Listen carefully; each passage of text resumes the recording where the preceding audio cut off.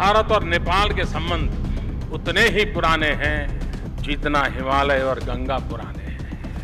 छोटे से देश नेपाल ने चीनी ताकत को ललकारा। जिस कानून पर चीन दे रहा था नेपाल को धमकी, उसी धमकी की नेपाल के राष्ट्रपति ने निकाल दी हवा। भारत दौरे पर आए नेपाली पीएम ने कर डाला दूसरा बड़ा धमाका।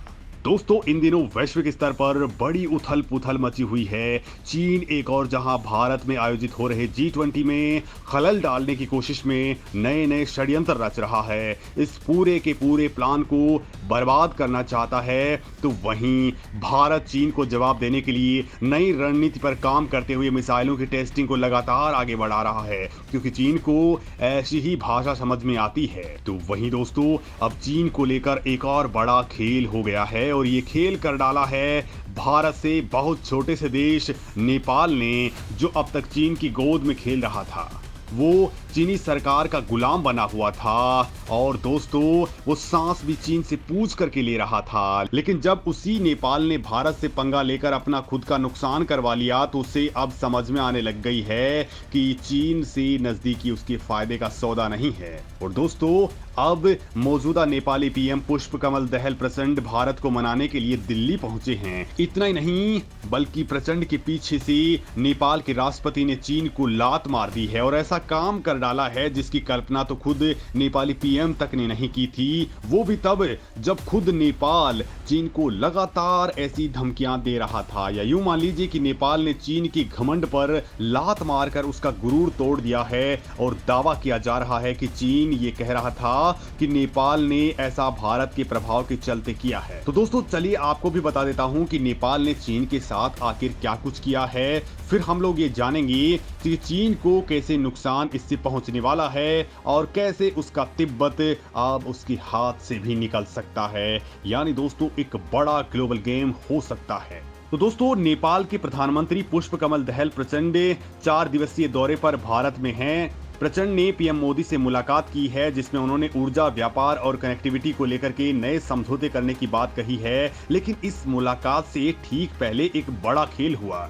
नेपाली पीएम के भारत दौरे से चंद घंटे पहले ही नेपाल के राष्ट्रपति रामचंद्र पौडेल ने देश में सालों से लंबित और चीन की धमकियों के चलते अधर में लटकी नागरिकता कानून में एक विवादास्पद संशोधन को अपनी सहमति दे दी है, जो नेपालियों से शादी करने वाले विदेशियों को राजनीतिक अधिकारों के साथ साथ उन्हें तुरंत नागरिकता प्रदान करता है। अब इससे चीन को मिर्ची लग गई है और वो नेपाल को तहस नहस करने की धमकियां दे रहा है। दोस्तों, इसका कारण ये है कि नेपाल के इस फैसले से चीनी हुकूमत हरकत में आ गई है और इसका कारण है तिब्बत। जी हाँ, इस नागरिकता संशोधन पर नेपाल की पूर्व राष्ट्रपति विद्यादेवी भंडारी ने 2 बार सहमति जताने से साफ इनकार कर दिया था। कारण था चीन। दोस्तों, बताया जा रहा है कि चीन ने ऐसा करने पर नेपाल पर सैन्य एक्शन तक लेने की बात कही थी, जिसके चलते नेपाली राष्ट्रपति ने इसे मंजूरी नहीं दी थी।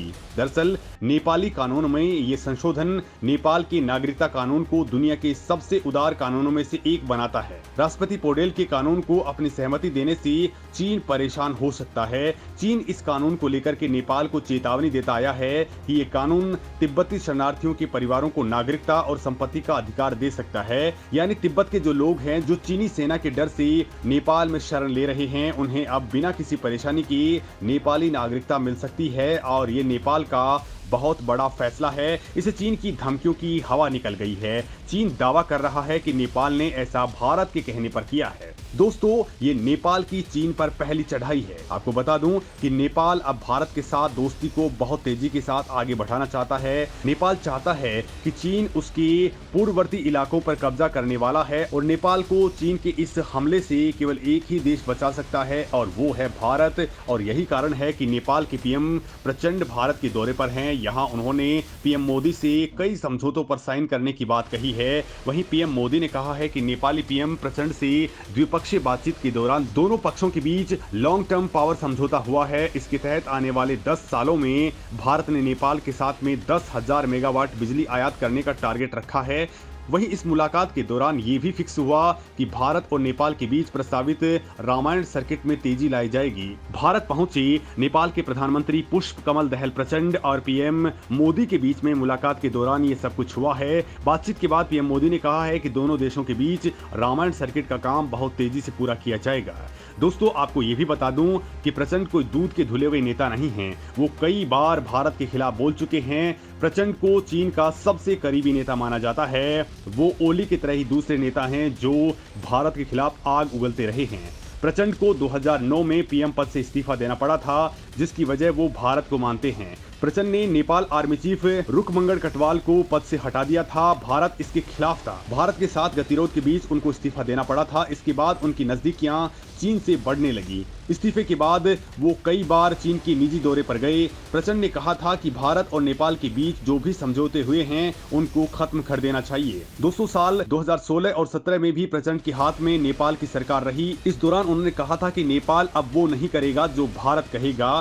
दोस्तों, पिछले 2 सालों के अंदर नेपाल सरकार ने दोनों देशों की सीमा के पास भारत में बन रही सड़क के चौड़ीकरण का विरोध जताया था। ये सड़क बिहार के सीतामढ़ी के कई इलाकों को नेपाली बॉर्डर पर भिटामोड़ और जनकपुर से जोड़ती है। इससे पहले उत्तराखंड के लिपुलेख में भारत की सड़क लंबी करने की घोषणा को लेकर के नेपाल ने भारत को चेतावनी जारी करते हुए इसे तुरंत रोकने के लिए कहा था। नेपाल उत्तराखंड के लिपुलेख को अपना इलाका बता चुका है। दिसंबर 1815 में ब्रिटिश इंडिया और नेपाल के बीच ये संधि हुई थी, जिसे सुगोली संधि के नाम से जाना जाता है। इस संधि पर हस्ताक्षर तो दिसंबर 1815 हो गए थे, लेकिन ये संधि असल में अमल 4 मार्च 1816 में आई। उस दौर में अंग्रेजों का भारत पर राज था। इस संधि पर ईस्ट इंडिया कंपनी की ओर से लेफ्टिनेंट कर्नल पेरिस ब्रेडिस और नेपाल की ओर से राजगुरु गजराज मिशन ने हस्ताक्षर किए थे। सुगोली संधि में यह तय हो गया कि नेपाल की सरहद पश्चिम में महाकाली और पूर्व में मैची नदी तक होगी, लेकिन इसमें नेपाल की सीमा तय नहीं हुई थी। इसका नतीजा ये हुआ कि आज भी 54 ऐसी जगह हैं जिनको लेकर के दोनों देशों के बीच